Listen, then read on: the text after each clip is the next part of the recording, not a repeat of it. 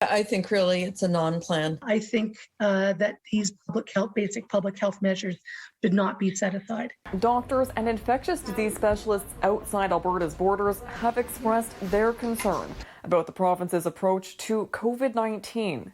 But what does the average Canadian think? I think this is suicidal. I think it's a terrible mistake. Personally, I think they have jumped the gun. I disagree with it. It doesn't make me comfortable. I question who's in charge and their leadership skills. I think that's very irresponsible. I think it's a dangerous precedent to set. I think it's is very concerning, and the inability to actually track the numbers is probably the worst part of it. Things are just going to rapidly get worse there, and then it's going to affect the rest of us. Yet it wouldn't stop some from visiting this land of the free.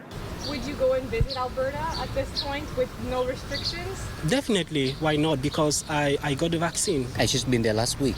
I would still go to Alberta personally. You know, it's a beautiful place. Others say they'll avoid the province like the plague. Would you go out and visit Alberta at this point? No chance. Not really, because I have frequent interaction with my grandmother. No one we spoke to was keen to have their province end case isolation, reduce testing, and abandon masks at this point. I think we've got a ways to go before we can do that comfortably. Would you like to see Manitoba follow Alberta's lead in anything that they're doing?